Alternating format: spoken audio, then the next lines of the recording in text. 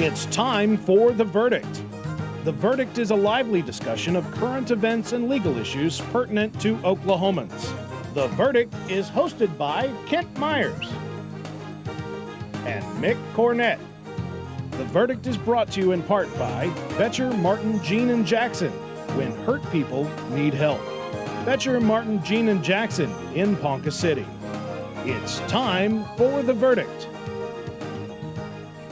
And welcome once again to The Verdict. Glad you're with us. I'm Mick Cornett. My co-host is Kent Myers. Kent's one of Oklahoma's top legal experts, and today we're taking a sporting angle. We are. We're really pleased to have Harry Birdwell, the Director of Athletics of Oklahoma State University, join us for his first visit. We have known Harry was in the position for a couple of years and have been kind of holding off inviting him as much as we'd like to have him and find out about what's going on until he got his feet on the ground and things kind of got in the swing moving forward, and they certainly are doing that at Oklahoma State University. And as you can see, in honor of that, I have an appropriate tie furnished to me by my partner, Leonard Court, who, in fact, I think stole it from Harry originally. But, yeah, we're going to talk about Oklahoma State athletics, what's going on. Over the 2 years that Harry's been there, he's dealt with the good and the bad, or the easy and the hard. He's dealt with wonderful things going on in the way of donations and athletic achievements. He's also had to deal with tragedy and the plane crash and all that went from that, and comes through each adventure looking like the statesman and the devoted OSU man that he really is. And we're really pleased he'd spend some time with us today, and I know our viewers are going to enjoy it. It's amazing across the board how they compete for championships in so many different sports. A lot of other schools are envious. Yes, and they are on the rise. They're not they're not level or on their way down. I think they're on their way up. Oklahoma State Athletic Director Harry Birdwell, today's guest on The Verdict.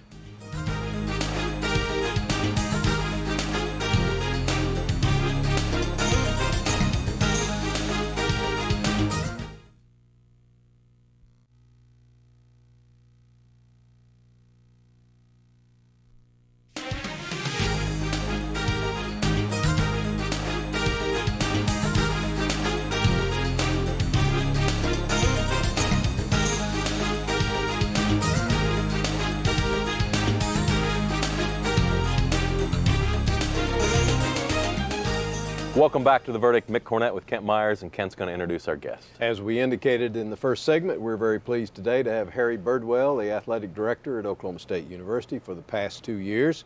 He's a native of Fletcher, Oklahoma. I know where Fletcher is, in southwest Oklahoma. He's an undergraduate of Oklahoma State University, where he was president of the student body. He has his law degree from the University of Oklahoma, and before he went to OSU in his current tenure, he was general manager of the Oklahoma City Chamber of Commerce, but for the last 13 years he's been at Oklahoma State University doing a grand job in several different positions. And as I said, for the last couple of years been the athletic director. Harry is married with 2 children, one recent graduate of Oklahoma State and one child that is a current student. His first visit, but I sure hope not his last, to The Verdict. Harry, thank you for coming. Well, thank you, Kent. Thank you, Mick. Well, thank you, Harry, for coming. 2 years on the job. How's it been so? A big life adjustment to being the top guy in the athletic department? Well, it has been fun for me. Having been a graduate of OSU and having always loved the university, it has been gratifying to be a part of the success of our athletic programs. A little different role than I had played as vice president at the university, but really enjoyable. Great tradition, but challenges trying to compete at the Big 12 level. Ours is a really high-quality league. If you look across the country, you'd have to say that the Big 12 is one of the very best collegiate athletic conferences, and so to play in that league and to be competitive, you're playing among the big boys. Harry, I want to share with our viewers what you said was your vision. I want to call up a graphic if we can and take a look at your vision for the Oklahoma State University athletic program. It is that it remain among the best programs in the Big 12 while improving its facilities to ensure our future competitiveness and success. Let's talk about the facilities. I'll start first with Gallagher-Iba Arena. It seems like I've been there, observed games there, quite a venue for basketball and other things. Well, we finished the renovation and expansion of Gallagher-Iba. We're now into our 4th year in the renovated facility. And CBS Sports has called it the best college basketball venue in the country. It's a difficult place for opponents to play. It has the charm of the old and modernization that has been added with all the technology and all of the attendant facilities.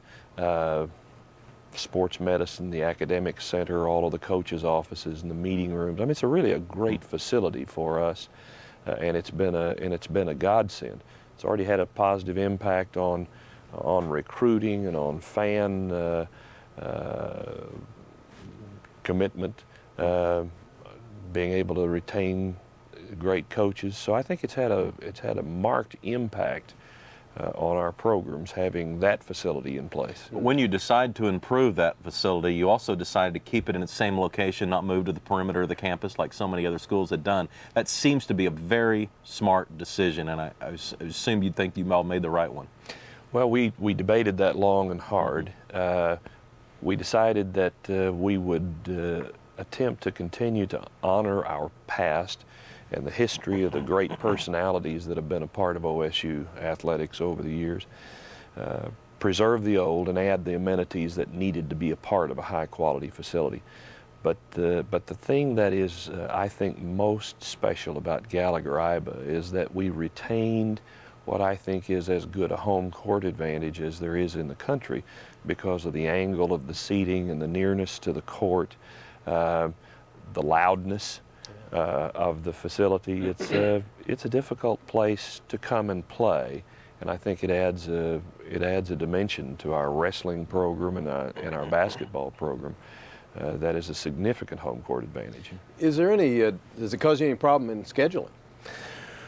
Well, you know, when you look and it is apparent to those that we are playing that, especially in terms of non-conference opponents, we've won 110 of the last 111 games.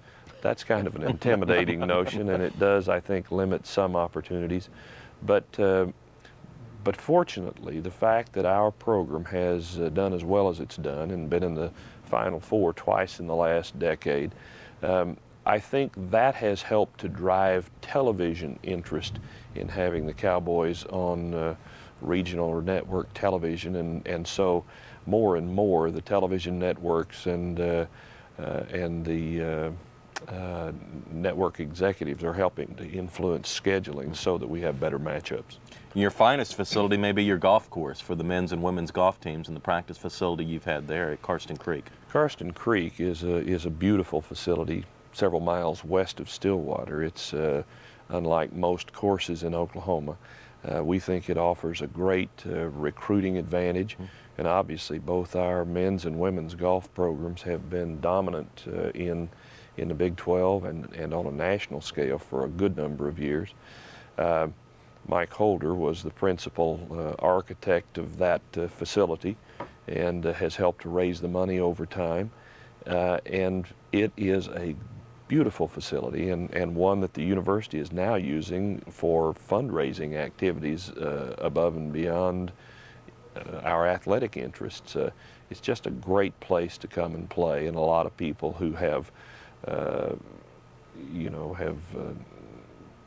seen it or who have heard about its beauty and difficulty have wanted to come and play, and in some cases that has forged new relationships that's resulted in fundraising efforts for the university. So it's a great facility too. Just every day it seems like we read about a new big donation to Oklahoma State University in general and to the athletic department in particular. Just in the few seconds we have before we have to take a break, tell us where we are on Boone Pickens Staduim. Well, we set out 18 months ago to raise a minimum of $86 million over the next 5 years. In 18 months, we've now passed the $62.5 million mark. Wow. So we've had great success, and that'll help us to improve our facilities even more. And when will that facility open, the football stadium? Well, the first phase of the stadium will be opened September the 11th, and our first home game of the 2004 schedule against Tulsa. The skyboxes or the suites and all? Suites on the and south club side. seating on the south side will be completed for the 2004 season. As soon as this season is over, we'll move to the north side and begin the construction there. This will be a three-phase improvement that will end 2 years from now with the bowling of the west end zone. So it'll be quite a wonderful facility and a complete remake of our football stadium. Harry Birdwell, Athletic Director at Oklahoma State, our guest today on The Verdict.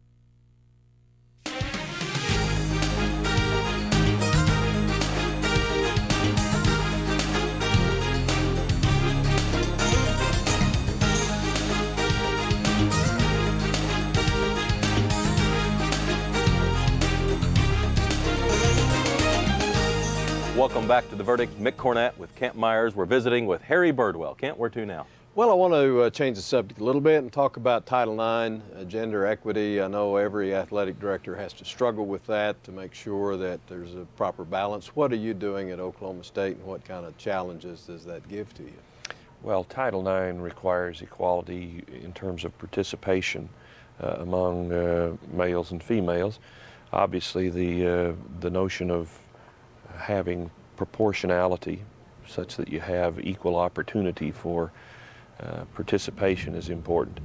Over the last several years, we have begun to develop master plans for the further development of our women's athletic facilities to be sure that they're comparable to men's and that those facility opportunities are comparable. We've also made certain that scholarships and proportionality are similar. We added equestrian as a sport at Oklahoma State to facilitate greater participation by women, and it's been very successful. We've won, although it is not a recognized national championship sport at the NCAA level, we've won 2 national championships in equestrian, and people in Oklahoma love horses. There's such an interest in Western and pleasure riding that has been a very popular sport that now attracts more than 60 women into our athletic program, and they've been remarkably successful. One of your most successful sports in the 1990s was men's basketball. And the longer the 90s went on, the more the talk became who's going to be the next coach, with Eddie Sutton's long career at some point coming to a close. And one of the decisions that you and your staff had to make was, what do we do with the position when Coach Sutton is gone, and do we keep his son, the assistant coach, Sean Sutton? How did all that evolve and led you to the decision that you announced recently that you were going to have Sean succeed Eddie? Well, first of all, I think it's interesting that, and this is just completely laudatory, but worth saying. I think OSU is the only Division I basketball program in the country to have 2 750-plus win coaches, Mr. Iba and, of course, Coach Sutton.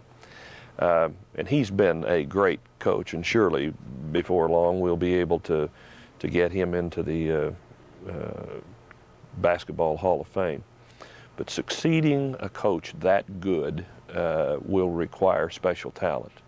I watched very carefully and traveled with the team, participated in the team briefings, participated with the scouting reports with the coaches, watched very carefully the development of Sean Sutton's career, and I'm absolutely convinced he's the next great head basketball coach at OSU.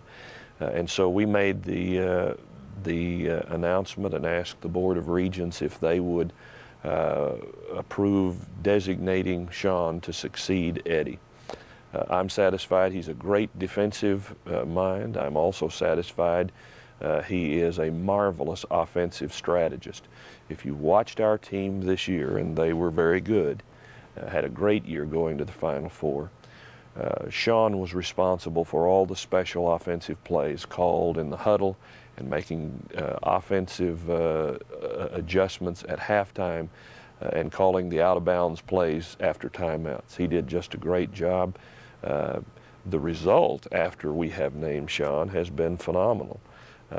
If the players who have committed verbally to us do sign with OSU on signing date, we will have a tremendous recruiting class, and it will be a very smooth transition, I'm certain. I think, in college athletics, there is a tendency, I think, for programs recruiting against each other to find the flaws in the other programs. And one of the things that recruits were being told was that OSU would have no continuity because there was no indication who would succeed Eddie. Since we made the announcement of Sean, we've had 4 tremendous commitments from players that everybody in the country has wanted. So I think it's going to work. Those and a lot of times that's why coaches get longer term contracts, to provide that continuity, and so the recruiting can't be used against you. And you recently extended Les Miles' contract to be the head football coach. Was that a similar situation? Well, it is. I think in those cases, I think you have to have 3 things to have a successful athletic department. First of all, you have to have great coaches. It starts there. Secondly, you have to have great facilities. And thirdly, you have to have great student athletes. It's sort of a cyclical thing. Les Miles has done a great job in the time he has been our head coach. He has taken us to places that we've not been in a long time.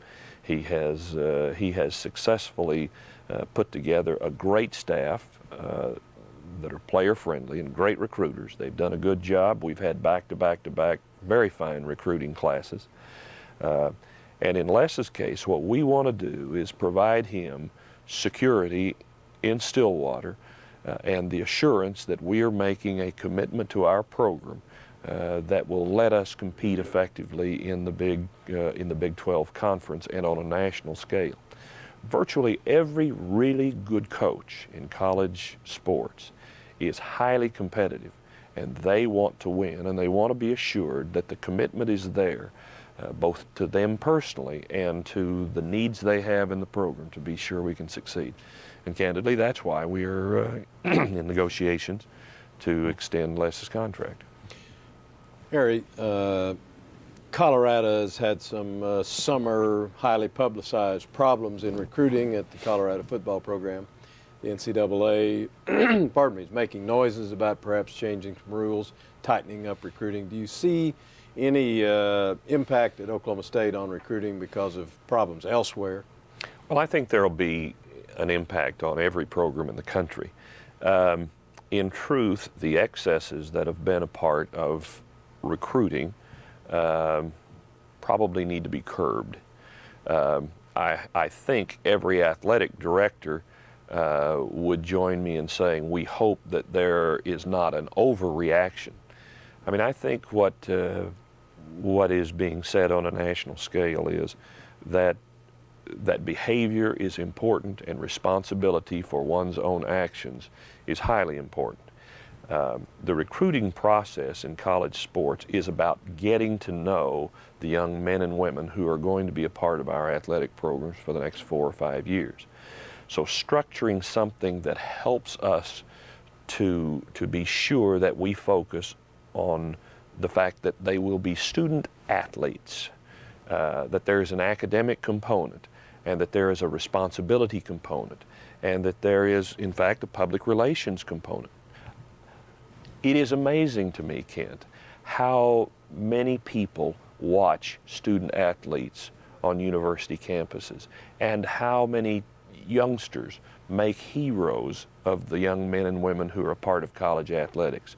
It's important to me that we train our student athletes in 3 regards. One, academically. I mean, don't care how good anybody is, they're one play away from career-ending injury. So being sure that they apply themselves academically and graduate is important to me. Secondly, that we train them such that they understand the game they love better and perform more effectively. So coaching and improvement as an athlete is important to me. But as importantly is that we be sure they understand personal responsibility and citizenship, and that our job is to help make them better people because they come to be part of our athletic programs. I hope the changes in recruiting go toward those ends. Mm-hmm. Harry, we are out of time. I appreciate you coming down, and I'm sorry the show went so quickly. There's a lot of things we'd like to have discussed, but congratulations on everything you've accomplished at Oklahoma State. Yeah, Thank you. Continued good luck. Thank you, Kent. Kent and I'll be back with the final word after this.